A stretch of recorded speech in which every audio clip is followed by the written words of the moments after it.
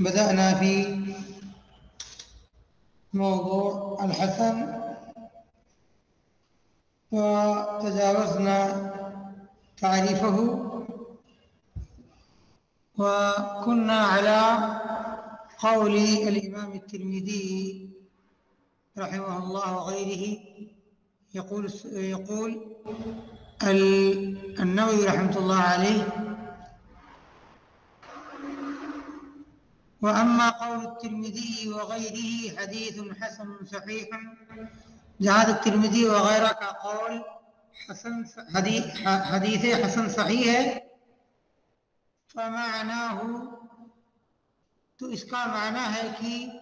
وہ حدیث دو سندوں سے مروی ہے، ان میں سے ایک سند صحت کا اور دوسری سند حسن کا یعنی حسن ہونے کا تقاضا کرتی ہے. یعنی جب حسن اور صحیح کسی حدیث کے بارے میں دونوں لفظ استعمال کیا گیا ہو تو گویا کہ وہ دو سندوں سے مروی ہے، ایک حسن ہونے کا یعنی ایک سند حسن کے درجے تک پہنچتی ہے اور دوسری صحیح کے درجے تک. وأما تقسيم البغوي أحاديث المصابيح إلى حسان وصحاح، اور جہاں تک بغوی کی تقسیم ہے، جہاں تک بغوی کا مصابیح کی احادیث کو صحیح اور حسن حدیثوں کی طرف تقسیم کرنا ہے، صحیح کے ذریعے صحیحین میں پائی جانے والی حدیث اور حسان کے ذریعے سنن کے اندر پائی جانے والی حدیثوں کو مراد لیتے ہوئے، تو یہ درست چیز نہیں ہے. امام بغوی نے مصابیح کے اندر دو قسمیں کی ہیں، صحاح اور حسان. صحاح احادیث سے مطلب ان کا مقصود کیا ہوتا ہے؟ وہ حدیثیں جو بخاری مسلم میں ہیں، اس ناحیے سے ان کا صحاح کہنا درست ہے. حالانکہ کیا بخاری اور مسلم میں حسن کے درجے کی روایت نہیں پائی جاتی ہے؟ ممکن ہے، لیکن بہرحال چونکہ ان لوگوں نے صحت کا التزام کیا ہے تو اس لیے، ورنہ کسی حدیث کا یا چند حدیثوں کا جو عالم اسے صحت کے درجے میں نہیں حسن کے درجے میں سمجھے، ایسا ممکن ہے. بہرحال اور سنن سے کیا مقصود ہے؟ حسان سے، حسن حدیثوں سے جو حدیثیں سنن کے اندر پائی جائیں یعنی صحیح کے علاوہ. تو ظاہر سی بات یہ کہہ رہے ہیں کہ درست نہیں ہے، حالانکہ ان کا ایک اصطلاح انہوں نے اپنایا ہے، اور اصطلاح کی حد تک جائیں تو آپ اس سے پہلے پڑھ چکے ہیں لا مشاحة فی الاصطلاح کی مصطلح یا کوئی اپنا خاص طریقہ اپنانے میں کوئی بخل نہیں، یعنی کوئی حرج نہیں ہے. کوئی اپنا بتا سکتا ہے کہ بھائی میں نے ایسا کیا اور اس سے مقصد ایسا لیا، لیکن کیوں ثواب نہیں ہے آگے بتا رہے ہیں. فليس بثواب لماذا؟ لأن في السنن الصحيح والحسن والضعيف والمنكر، اس لیے کہ سنن کے اندر صحیح، حسن، ضعیف اور منکر تمام طرح کی روایتیں ہیں. تو حسن کہہ کر کے گویا کہ یہ مانا جا رہا ہے کہ یہ ساری حدیثیں جو ان سنن اربعہ یا ان کے علاوہ کسی اور کتاب میں ہے وہ حسن ہے، جبکہ ایسا نہیں. ایسا ممکن بھی ہے اور ایسا ضروری بھی نہیں ہے. ہاں یہ بات صحیح ہے کہ سنن اربعہ کے اندر اگر جائیں تو حسن حدیثیں بہت لمبی تعداد میں ملیں گی، بہت زیادہ تعداد میں، لیکن کلی طور پر ساری حدیثیں صحیح ہو ایسا سنن اربعہ میں بالکل نہیں. خاص طور سے سنن ترمذی اور ابن ماجہ میں تو بالکل بھی نہیں. یعنی ان کے اندر ضعیف حدیثیں، بلکہ شدید ضعیف حدیثوں کی تعداد ہے جس کی تعداد ابن ماجہ میں، ابن ماجہ رحمۃ اللہ علیہ میں اور زیادہ کثرت سے. فروع، یہاں پر چند فرع کا ذکر کر رہے ہیں، چند فرعوں کا یعنی فروعات کا، یعنی اسی سے متعلق کچھ اور بات ہے. احدھا، اس میں سے ایک چیز یہ ہے کہ کتاب الترمذی اصل فی معرفت الحسن. امام ترمذی رحمۃ اللہ علیہ کتاب یعنی سنن ترمذی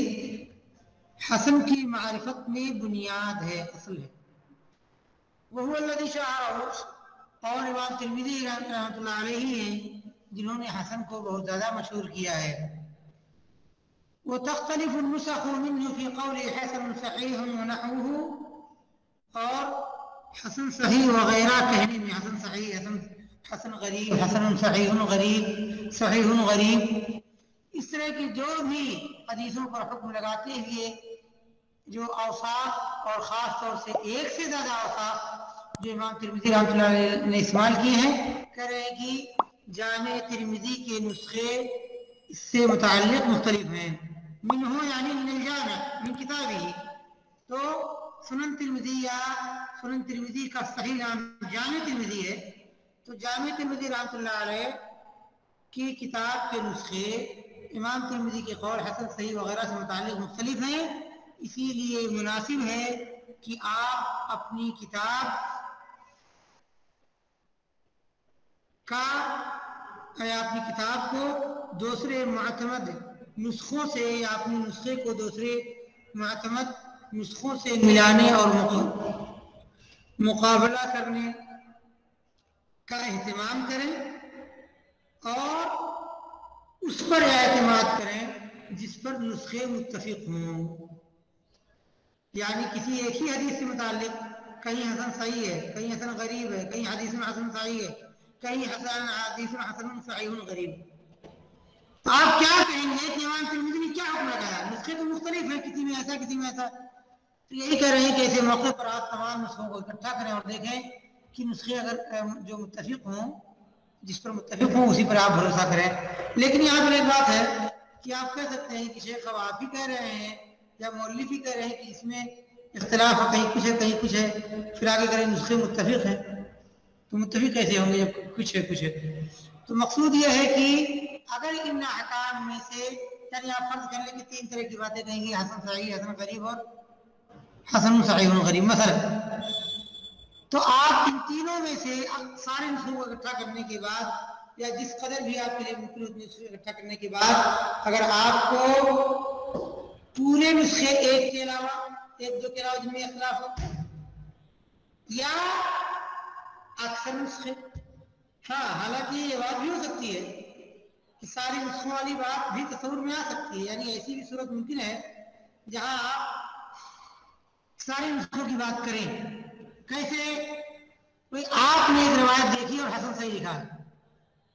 اب آپ کو ڈاؤٹ ہو رہا ہے، اس لیے نہیں کہ آپ دوسرے نسخے میں ایسا کچھ اور دوسرا پائے ہیں، بلکہ اس لیے کہ آپ نے قاعدہ مان لیا اور جان لیا کہ بہت زیادہ اوقات میں امام ترمذی کی کتاب کے نسخے میں جو ہے اختلاف کی وجہ سے ان کی احادیث پر احکام میں اختلاف ہے، تو آپ اس لیے دیکھنے چلے، سارے نسخوں کو اکٹھا کیا، اب پتہ چلا کہ سارے نسخے متفق ہیں یا ان میں سے کوئی ایک طرف اور کوئی ایک چیز ذکر کر رہا ہے، باقی سارے ایک ہی بات کر رہے ہیں، تو ظاہر سی بات ہے کہ ایسے موقع پر آپ تقریباً 99% 95% جو ہے کہیں گے کہ سارے نسخوں کے اندر بات یہی ہے سوائے ایک نسخے، اور اسی پر آپ اعتماد کریں گے جو زیادہ ہے سارے نسخوں کے اندر موجود ہے جو حکم. ومن مغانہ سنن ابی داؤد، اور مغان کا مطلب ہوتا ہے متبادل جگہیں، اصل جگہیں، ٹھیک ہے؟ تو حسن حدیث کی اصل جگہوں میں سے ایک جگہ سنن ابی داؤد ہے، ابو داؤد کی سنن جو کہ جامع نہیں ہے، فقط جاء عنہ، چنانچہ امام ابو داؤد رحمۃ اللہ علیہ سے منقول ہے کہ وہ کہتے ہیں، ان سے یہ بات منقول ہے کہ وہ اس کتاب کے اندر صحیح اور اس کے مشابہ اور اس کے قریب چیزیں ذکر کریں گے، یعنی صحیح حدیث اور اس کے مشابہ اور اس کے قریب جو بھی ہوں گی. وما كان فيه وعن شديد بينته، اور امام ترمذی امام ابو داؤد کہتے ہیں رحمۃ اللہ علیہ کہ اس کے اندر شدید ضعف ہوگا اس کو میں بیان کر دوں گا. وما لم يذكر فيه شيئا فهو صالح، اور جس کے بارے میں اس سے متعلق اس حدیث سے متعلق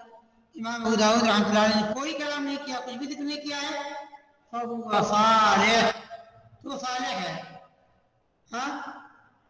صالح کا کیونکہ ایک سے زیادہ مطلب بیان کیا گیا ہے، لہٰذا اس کا ترجمہ ہاں راجح قول کے مطابق جسے میں سمجھتا ہوں اگر اس حساب سے ترجمہ کرنا چاہیں گے تو کر سکتے ہیں. صالح کا مطلب ہے وہ حدیث جو احتجاج یا قبول کیے جانے کے، صالح لی القبول یا صالح لی الاحتجاج،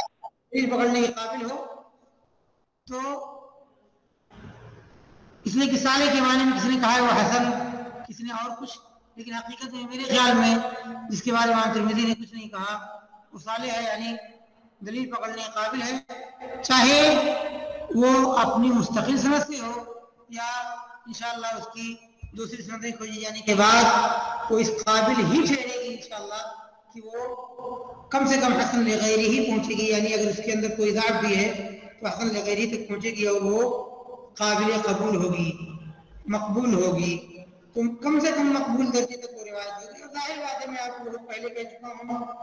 زندگی کے لیے، ہمیشہ کے لیے، کسی کتاب کے لیے نہیں بلکہ ساری جو ہے زندگی کے لیے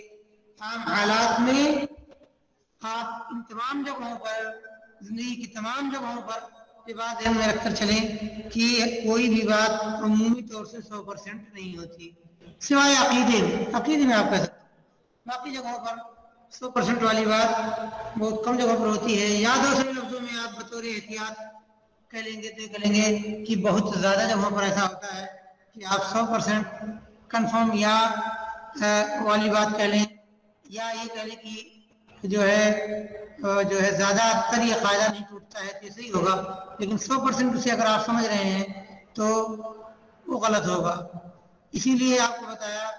کہ جیسے کہ آپ نے دیکھا کہ ایک حدیث جس کے اندر کچھ ضعف ہے وہ صحیح کے درجے پہنچ جاتی ہے، لیکن ایسی بھی روایتیں ہیں جن کے اندر آپ کھوج کے مریں گے، آسانی سے آپ اس کے اندر کوئی علت ظاہر نہیں ہوگی اور اس کی سند کے سارے راوی ثقات ہیں، اس کے باوجود اس کے اندر علت اور روایت ضعیف ہوتی ہے. تو ظاہری سند کا ظاہری صحیح ہونا یہ حدیث کے صحیح ہونے یا حتیٰ کہ اس سند کے صحیح ہونے کی بھی دلیل نہیں ہے. یہ حدیث کی گرامر اور حدیث کے قواعد کی دنیا بہت عجیب ہے. اسی لیے علماء کرام نے کہا، اور اس سے پہلے میرے خیال میں زیادہ بار یہ لفظ بھی دہرا چکا ہوں، لِكُلِّ حَدِيثٍ ذَوْقُهُ. اگر آپ یاد کرنا چاہیں تو یاد کر سکتے ہیں، ہر حدیث کا اپنا ذوق ہوتا ہے. لہذا ظاہری سند پر اگر گئے آپ تو دھوکہ کھائیں گے. اور عام طور سے جن سندوں میں اختلاف ہے ان کے اندر ایک بڑی تعداد کے اندر علماء کرام کے اختلاف کی وجہ ہے یہی وہ خفی اور پوشیدہ اور انتہائی باریک انداز اور انتہائی جو ہے دقیق انداز کی وہ علتیں ہیں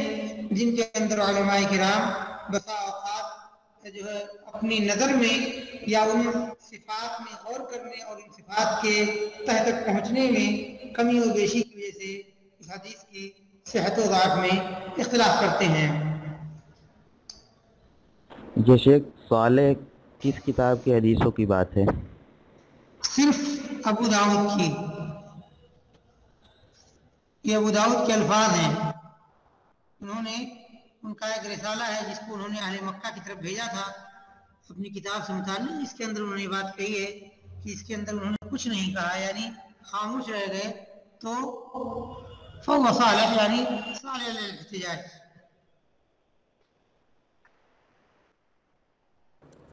اور جن کے اندر کچھ بھی بیان نہ کیا ہو؟ وہی تو ہے بھائی، یہ کیا ہوا؟ ولا لم يذكر فيه شيء، جس کے اندر کچھ نہ کہا، یہی تو ہے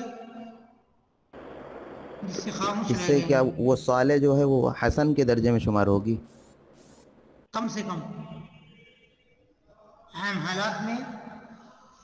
یا کم سے کم ابو داؤد رحمۃ اللہ علیہ کے نزدیک ظاہر قول ہی ہے کہ ظاہر معنی ہے کہ کم سے کم ان کے نزدیک. ہاں آپ تحقیق میں جائیں اور بہت ساری حدیثوں میں آپ کہیں کہ نہیں میرے نزدیک حسن تک نہیں پہنچتے ممکن، لیکن یہ ان کی اپنی رائے اپنی حدیثوں سے متعلق کہ میں جس کے بارے میں خاموش رہ گیا وہ انشاءاللہ صالح ہے. بہرحال ان میں سے جو صحیح حدیثیں ہیں ظاہر بات ہے صحیح پر بھی نہیں کہا ہے کہ یہ صحیح ہے. اسی لیے صالح کا مطلب ایسا ہو سکتا ہے، صالح میں ایسا ہو سکتا ہے جو اعلیٰ درجے کی صحیح حدیثیں ہوں. بخاری مسلم کی بہت ساری حدیثیں ہیں جو ابو داؤد میں ایک لمبی تعداد ہے، ظاہر بات ہے کتب اربعہ یا سنن اربعہ کے اندر ایک لمبی تعداد ہے جو صحیحین کی حدیثیں ہیں، لیکن خاموش ہے، نہیں کچھ کہا. تو خاموش کے اندر یہ حدیثیں بھی ہیں اور خاموش کے اندر وہ حدیثیں بھی ہیں جن کے اندر ضعف ہے، ضعف یسیر، کم ضعف جو حسن تک پہنچ جائے. تو صالح یعنی مقبول درجے کی، چاہے وہ دوسرے کی مطابعت اور شواہد اور قوت سے مضبوط ہو یا پھر نفس ہی اپنے آپ میں ہی صحیح اور حسن کے درجے میں ہو، ساری کی ساری جو ہے قابل قبول ہوں گی اور صالح ہوں گی. فعلی ھذا، اسی بنا پر ما وجدناہ فی کتابہ مطلقا، ہم ان کی کتاب میں جس روایت کو مطلق پائیں، یعنی اس پر امام ابو داؤد نے کچھ بھی نہ کہا ہو. ولم يصححه غيره من المعتمدین ولا ضعفه، اور اس کو کسی بھی قابل اعتماد عالم نے نہ صحیح کہا ہو نہ ہی ضعیف کہا ہو. ٹھیک ہے، تو اب نہ صحیح ضعیف کہنے کا مطلب کیا ہے؟ دیکھیے، میں جانتا ہوں آپ شرح نہ کرو تو بہت ساری چیزوں کو نہیں پہنچ سکیں گے. یعنی وہ حدیث صحیح بخاری کے اندر کسی نے اس کو صحیح نہیں کہا ہے، اس کو صحیح کہنے کی ضرورت نہیں، کیونکہ بخاری نے اپنی کتاب میں اگر اس کو ذکر کیا ہے تو گویا کہ وہ بخاری اس کو صحیح کہہ رہے ہیں. ایسا نہیں کہہ سکتے کہ بخاری میں بخاری نے کچھ نہیں کہا لیا، بخاری یا مسلم نے اپنی کتاب میں ذکر کیا مطلب اس کو صحیح کہہ رہے ہیں، تو یہ حدیث مسلم سے خارج. ایسی حدیث جو امام ابو داؤد رحمۃ اللہ علیہ کی سنن میں ہو اور بھول کے آپ مر جائیں کسی کا حکم نہ پائیں، اس حکم کے اندر یہ بات داخل ہے کہ بخاری مسلم اس کو روایت نہ کی مثلا، اور نہ ہی ضعیف کا، یعنی کوئی کلام موجود نہیں، تو کہہ رہے ہیں کہ وہ حدیث ابو داؤد رحمۃ اللہ علیہ کے نزدیک حسن ہو. کیوں ابو داؤد کے نزدیک کہا؟ چونکہ ہو سکتا ہے دوسروں کے ہاں وہ ضعیف ٹھہرے، لیکن ابو داؤد رحمۃ اللہ علیہ کی اپنی نظر میں وہ حسن ہے، اور اس کو اسی سے گویا کہ بطور مطلب کے نکال رہے ہیں جو امام ابو داؤد نے کہا ہے اس کے بارے میں کچھ نہ کہوں وہ صالح ہے. صالح کا مطلب کم سے کم درجے میں وہ حسن تک پہنچے گی، چاہے مطابعت اور شواہدی کے ذریعے پہنچے. ظاہر بات ہے دوسرے کے نزدیک آپ گارنٹی نہیں لے سکتے. امام بخاری کی کچھ روایتوں کو لوگوں نے ضعیف کہا ہے، لہذا آپ ایسا نہیں کہہ سکتے کہ وہ سب کے نزدیک نہ، ہاں اس کی اکثر حدیثیں اکثریت کے نزدیک قابل احتجاج یا قابل قبول ہوں گی، یہ ممکن ہے، لیکن 100% نہیں. بہت ساری جگہ ایسی ہو سکتی ہیں، اور اسی کو بعد کے متاخرین کی کتابوں میں تعبیر کیا گیا ہے ما سکت عنہ ابو داؤد، رواہ ابو داؤد سکت عنہ، خاموش رہ گئے. تو ظاہر بات ہے اگر ابو داؤد خاموش ہو تو دوسرے لوگوں نے صحیح کہا ہے پرانے یا حدیث بخاری مسلم میں ہے تو ان کی خاموشی کا کوئی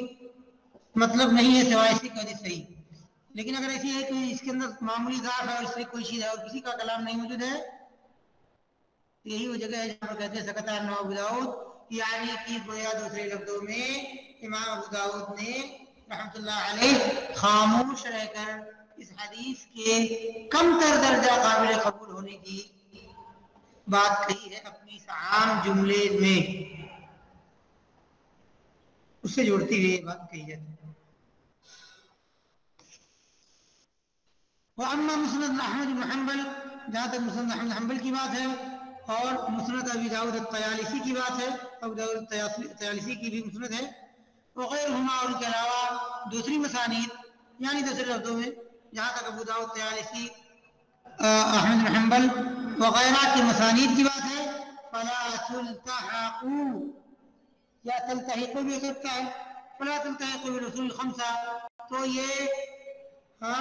پانچوں اہم کتابوں سے نہیں جڑ سکتی ہیں.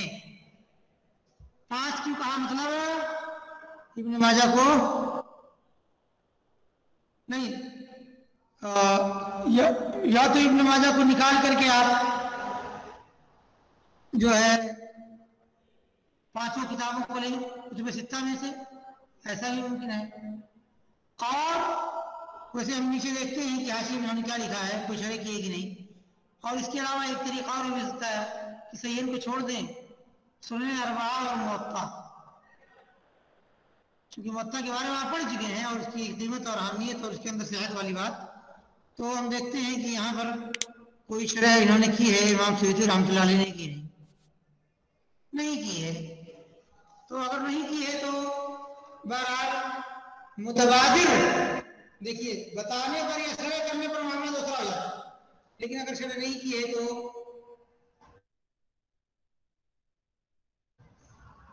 اصول خمسہ سے مقصود اللہ عالم کتب ستہ الا ابن ماجہ، یعنی ان سے ان کے درجے اور مقام میں نہیں پہنچ سکتی ہیں کتابیں، زیادہ اقرب یہی ہے اللہ عالم۔ حالانکہ اگر دوسرے معنی سے جوڑا جائے یعنی کتب اربعہ اور سنن اربعہ اور موطا مالک کو، یہ بھی بات صحیح ہے کہ یہ جو ہے مسانید جو ہیں یہ ان کے برابر نہیں پہنچیں گی مقام میں، اور یہ وجہ کہ علماء کرام نے ان کے ساتھ زیادہ اہتمام کیا ہے۔ یہ الگ بات ہے کہ یہ بات بھی وہی غالبی رہے گی، یعنی اگر کوئی شخص آئے اور کہے کہ مسند احمد بن حنبل کا درجہ سنن ابن ماجہ سے کے برابر ہے یا اس سے زیادہ ہے یا اس کے قریب ہے، اسی کے مثل ہے، تو یہ بہت بعید بات نہیں ہے، اتنی باریک حد تک دراسہ نہیں ہے میرے خیال میں علماء کرام کے ہاں۔ جس طرح سے آپ کہتے ہیں ابو بکر عمر عثمان علی سارے صحابہ سے بہتر ہے،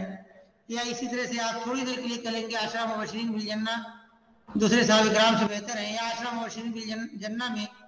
جو چاروں خلفاء کے علاوہ اچھے ہیں وہ دوسروں سے بہتر ہے، شاید یہاں تک چلا نہیں، لیکن عشرہ مبشرین بالجنہ ہی لے آپ کہنے لگے کہ طلحہ بن زبیر عبد الرحمن بن عوف سے زیادہ افضل ہے، یا عبد الرحمن بن عوف طلحہ بن زبیر سے زیادہ بہتر ہے افضل ہے، تو یہ آپ کے لیے مشکل پڑے گا، شاید آپ دلیل پائیں اور شاید نہ پا سکیں، تو اور پائیں گے بھی تو واضح نہیں بلکہ کچھ استیناسی دلیلیں جو غیر اور واضح اور غیر صریح ہیں، آپ ان سے شاید اصلاح کریں، تو یہی بات ہے یہاں پر کہ اگر اس کو بدقت تمام جانے کی خواہش ہے تو ضروری ہے کہ آدمی اس جو ہے ان دونوں کتابوں کی تمام صحیح حدیث کے علاوہ جو ضعیف حدیث ہیں ان کو دیکھے، اور ضعیف میں کس درجہ ضعیف ہیں اور کس کتاب میں شدید ضعیف والی روایتیں زیادہ ہیں یا کم ہیں، اس حساب سے جو ہے، اور عموماً کتنی ضعیف روایتیں ہیں چاہے وہ بھلے ہی مقبول تک پہنچ جاتی ہیں اگر وہ ضعیف ہیں، تو شدید ضعیف یا عمومی ضعیف، ان دونوں چیزوں کو سامنے رکھنا پڑے گا۔ اب اس میں اگر جانے کے بعد کسی کتاب کے اندر فرض کر لیجئے کہ سنن ابن ماجہ کے اندر 20 حدیثیں زیادہ ضعیف ہیں اور مسند احمد بن حنبل کے اندر 18، بات وہی کی وہی رہ گئی، کوئی خاص فرق نہیں، تو اس کا فرق ملانا مشکل ہے، لیکن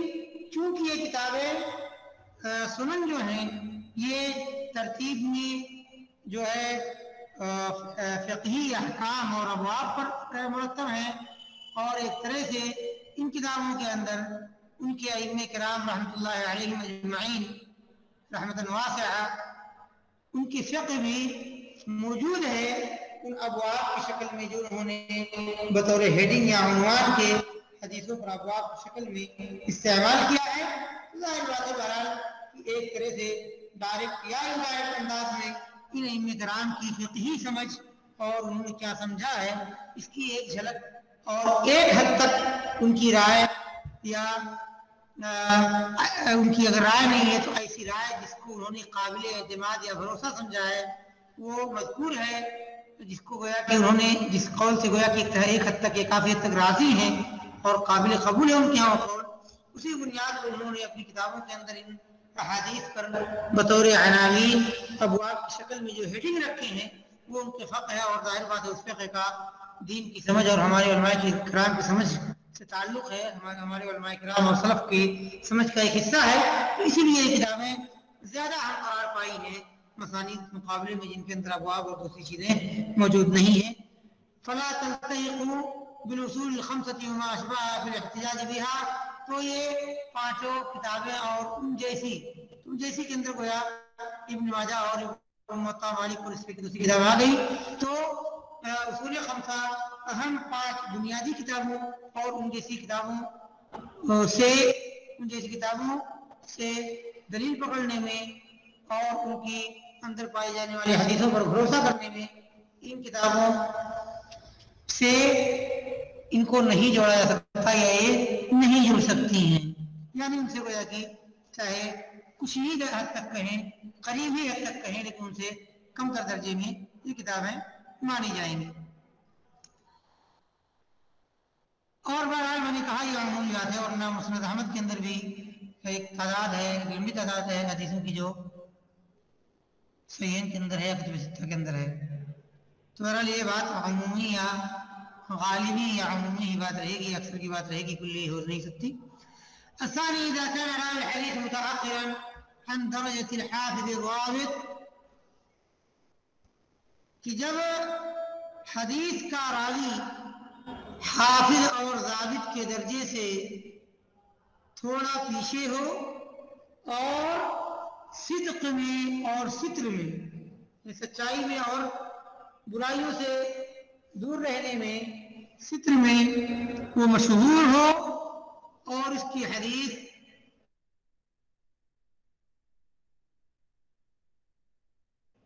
من غیر وجہ قوی، اور اس کی حدیث کسی غیر قوی سند سے جو ہے ایک سے زیادہ سند سے مروی ہو. غیر کا مطلب ایک سے زیادہ ہے، فروی حدیث ہو اور اس کی حدیث ایک سے زیادہ غیر قوی سند سے مروی ہو. نہیں استغفر اللہ غلط. فروی حدیث من غیر وجہ، اور وہ حدیث ایک سے زیادہ سند سے مروی ہو. قوی ارتفع من الحسن الى الصحیح، تو وہ حسن سے صحیح کی طرف ترقی کر جائے گا، بلند ہو جائے گا، اوپر اٹھ جائے گا، یا اوپر اٹھ جائے گی وہ حدیث. تو گویا کہ یہاں پر تعریف کس حدیث کی ہے؟ نام مشاہد خطیب المنع. نعم، یہ حسن لذاتہ روایت کی یا حدیث کی تعریف ہے. اس سے پہلے آپ نے حسن لغیرہ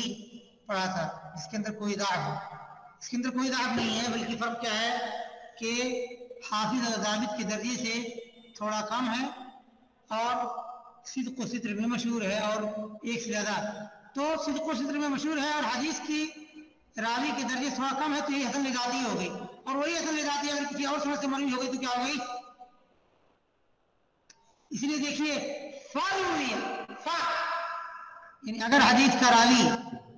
حافظ اور ضابط کے درجے سے کمتر ہو اور صدق و ستر میں مشہور ہو تو کیا ہو گیا؟ یہ حدیث کیا ہو گئی؟ حسن لذاتی ہی. فرویا، اور پھر وہ اگر یہ روایت یا یہ حدیث ایک سے زیادہ سند سے مروی ہو تو وہ قویہ قوت پا جاتی ہے اور اوپر اٹھ جاتی ہے حسن سے صحیح کی طرف. الثالث اذا روی الحدیث، یعنی دوسرے لفظوں میں حسن صحیح لذاتی ہی جو روایت ہوتی ہے وہ اصلاً حسن لذاتی ہی ہوتی ہے. حسن لذاتی ہی جب ایک سے زیادہ سندوں سے مروی ہو تو وہ صحیح بن جاتی ہے لغیرہ، یعنی دونوں سندوں کے راویوں کی حالت یہی ہے کہ وہ صحیح حدیث کے راویوں کے درجے تک نہیں پہنچتے، یا ان میں سے کوئی ایک نہیں پہنچتا، تب بھی وہی بات ہے. حدیث کا حکم ایک راوی پر جا کے منحصر ہوتا ہے تو نہیں پہنچتے، اور دونوں ہی سندوں کے راوی ایسے ہی ہیں تو وہ حدیث ہر سند سے حسن لذاتی ہے اور دونوں مل کر کے صحیح لے.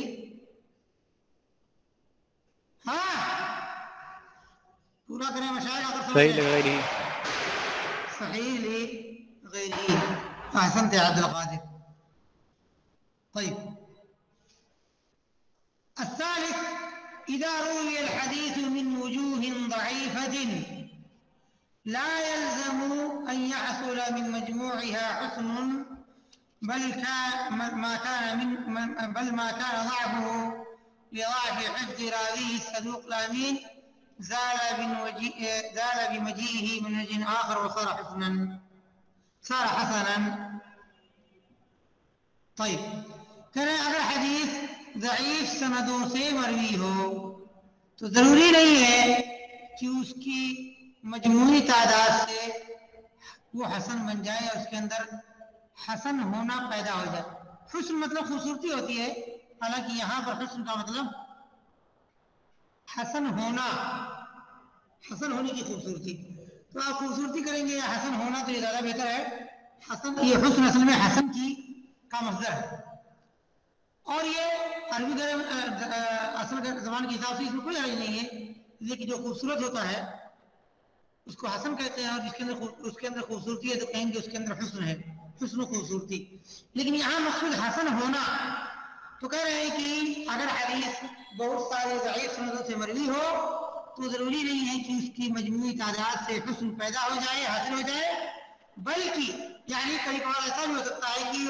ساری سندیں ضعیف ہیں اور وہ حسن تک نہیں پہنچ پا رہے۔ کب؟ جب ان سندوں کے اندر ضعف خفیف نہ ہو، یسیر نہ ہو، جو کہ تقویت کو قبول کر لیتا ہے۔ یا یوں فرض کر لیجیے کہ جو روایت آپ کے سامنے ہے وہ تو کم تر درجے کی ضعیف ہے، لیکن باقی آپ کو کئی سندیں ملی ہیں، لیکن وہ ساری کی ساری شدید درجے کی ضعیف ہے، کسی میں متروک راوی ہے، کسی میں کذاب راوی ہے، کسی میں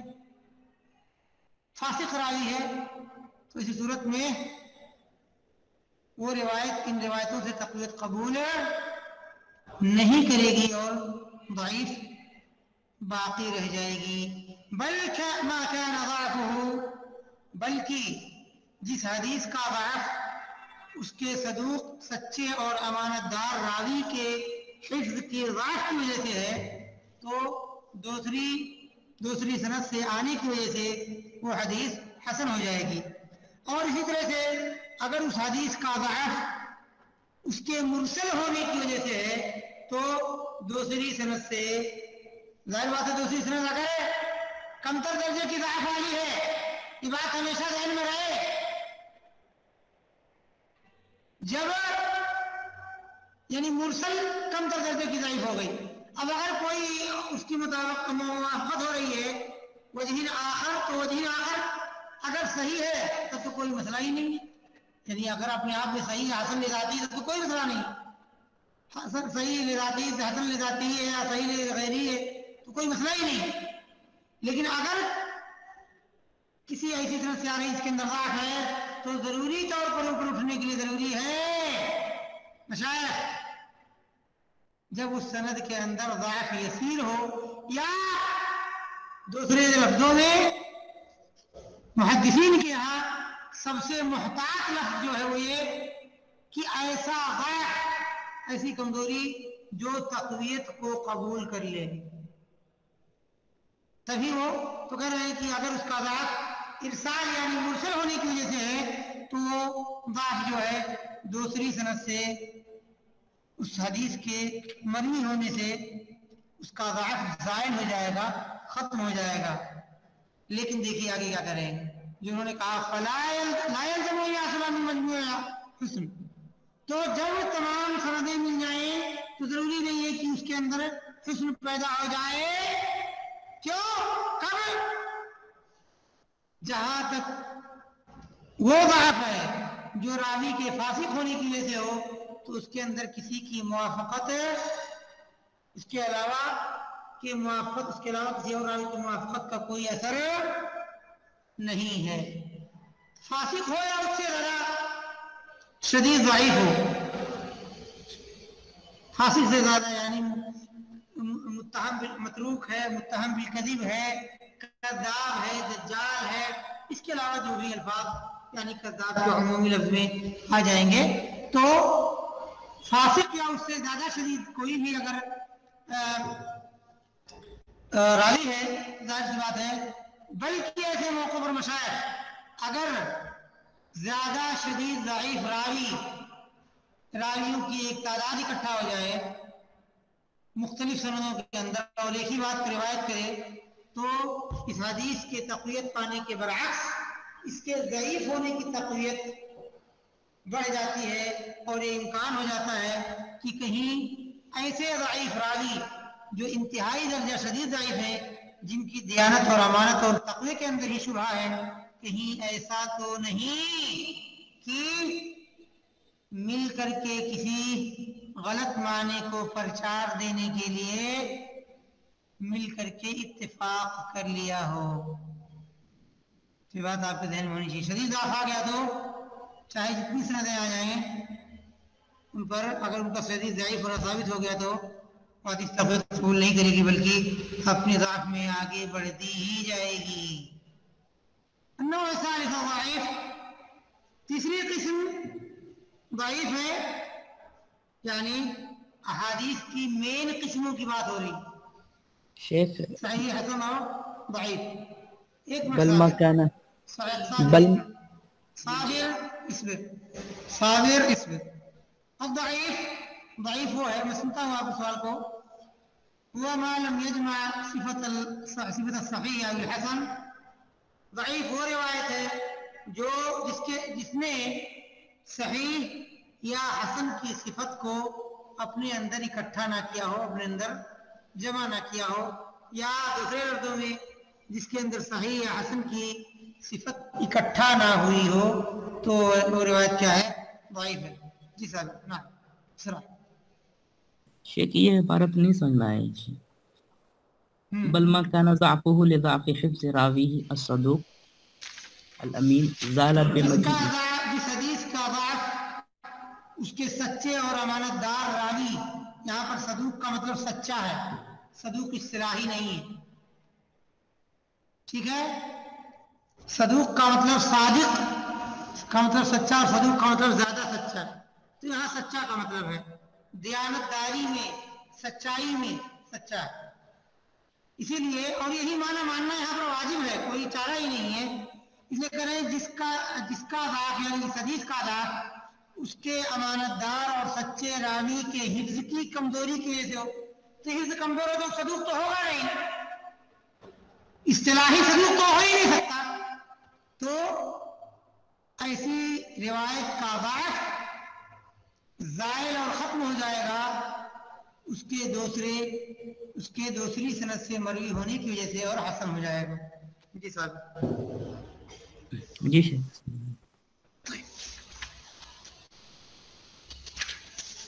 ويتفاوت ضعفه كصحة الصحيح،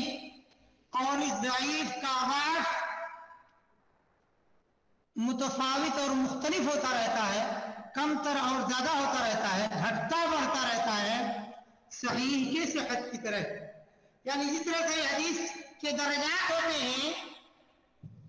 زیادہ صحیح، کمتر صحیح، اس سے کم، ہاں، اور صحیح ہے لذاتی ہے، پھر حسن لذاتی جو ہے، صحیح لغیری ہے، حسن لذاتی ہے، حسن لغیری ہے، مقبول ہے، جید ہے، حالانکہ تمام ہی مقبول کے نام میں آ جاتے ہیں، لیکن بہرحال اگر مقبول کا عام معنی مانیں گے اور مقبول کا خاص معنی اگر مانیں گے تو مطلب وہ روایت حسن یا صحت کا جو کمتر، حسن اور صحت اس وقت اصطلاحی نہیں ہے، قبول کے آخری درجے میں، نچلے درجے اسے مقبول کہتے ہیں، جس کو بعض علماء کرام تعبیر کرتے ہیں صالح، یا بعض تعبیر کرتے ہیں اسنادہ جید، یا کہیں کی تعبیر کیا جاتا ہے وقواہ الحافظ ابن حجر، حافظ ابن حجر نے اس کو تقویت دی ہے، قوی قرار دیا۔ قوی کا مطلب وہی ضعف سے تھوڑا اوپر ہوتے ہی ایسے درجے کا ضعیف جو ہے اپنے جو مختلف سندوں سے قوت کی طرف آ رہا ہو، تو یہی مطلب ہوتا ہے۔ تو جس طرح سے ضعیف کے درجات ہوتے ہیں یا درکات ہوتے ہیں، مختلف جو ہے کم زیادہ ہوتا ہے ضعف، ایسی ہی جیسے کہ آپ نے صحیح کے بارے میں پڑھا کہ صحیح کے بھی درجات ہوتے ہیں، اور صحیح، زیادہ صحیح، کمتر صحیح، اس سے کمتر، تو متفاوت ہوتا رہتا ہے، مختلف ہوتا رہتا ہے۔ ومنہ ما لہ لقب الخاص، اور اس ضعیف، دیکھیے یہاں پر منہ کے اندر ضمیر لوٹ رہی ہے اب ضعیف کی طرف، اور اس ضعیف کے اندر ایسی بھی اقسام ہیں جن کے خاص نام ہیں، جیسے موضوع ہے، شاذ ہے وغیرہ، موضوع شاذ وغیرہ ہیں۔ اور ضعیف ایک دیکھیے، ضعیف ایک عام لفظ ہے جو بہت ساری اقسام کو شامل ہے، جو بعد میں آپ کو آنے والی ہیں، اور ضعیف کی اکثر ہی قسمیں مسمى ہیں، یعنی ان کے اپنے نام ہیں، مخصوص، مضطرب، معل، معلول، مدلس، معنعن، بہت ساری جو ہے قسمیں آپ کو آئیں گی، معلق، منقطع، مرسل، معضل، بہت زیادہ اس کی بہت ساری قسمیں ہیں، اور جن کے لیے باقاعدہ نام نہیں ہے وہ ضعیف کے ضمن میں داخل ہوں گی اور آئیں گی. ٹھیک ہے. النوع الرابع، چوتھی قسم المسند. مسند ہے، خطیب بغدادی کہتے ہیں کہ وہ محدثین کے ہاں وہ حدیث ہے جس کی سند متصل ہو اس کے آخر تک. یہاں سے آپ کو دھیان دینا ہے چونکہ یہاں کئی تعریفیں آئیں گی ان کی، اور ہو سکتا ہے آپ سے پوچھا جائے، اور تمام تعریفات کے اندر یہی بات ہے کہ حسن کی تعریف کرو خطیب کے نزدیک، خطابی کے نزدیک، تو ظاہر بات ہے آپ خطابی کے نزدیک حسن کی تعریف کریں گے نہ کہ ترمذی کے نزدیک. یا اسی طرح یہ پوچھا جا سکتا ہے مثلا کہ ترمذی نے جو حسن کی تعریف کی ہے وہ حسن کی کس قسم پر لاگو ہوتی ہے،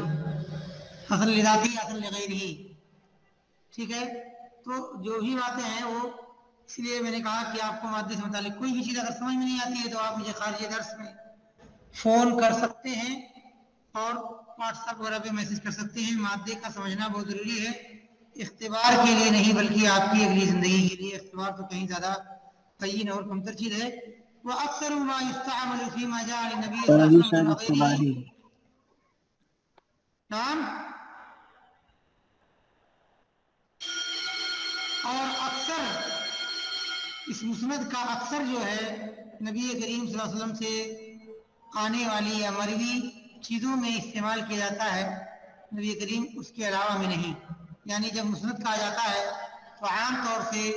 یہ نبی کریم صلی اللہ علیہ وسلم کی طرف منسوب اور نسبت کی گئی چیزوں کے لیے استعمال ہوتا ہے. نبی صلی اللہ علیہ وسلم کے علاوہ کی طرف اگر کوئی چیز منسوب ہے تو اس کے لیے مسند نہیں کہا جاتا ہے. یعنی اگر کسی صحابی کی طرف کوئی چیز منسوب ہو تو اس کو مسند نہیں کہا جاتا ہے. یہ وہ کہہ رہے ہیں اکثر، ہمیشہ نہیں. طيب نقف إلى هذا الحد ونكمل إن شاء الله من قول ابن عبد البر رحمه الله تعالى فيما نستقبل من حياتنا ومن حصصنا الأسبوعية لهذه المادة بإذن الله عز وجل وبحوله وقوته، ونسأل الله الإعانة والتوفيق. وها نحن بحمد الله قد أغلقنا عليكم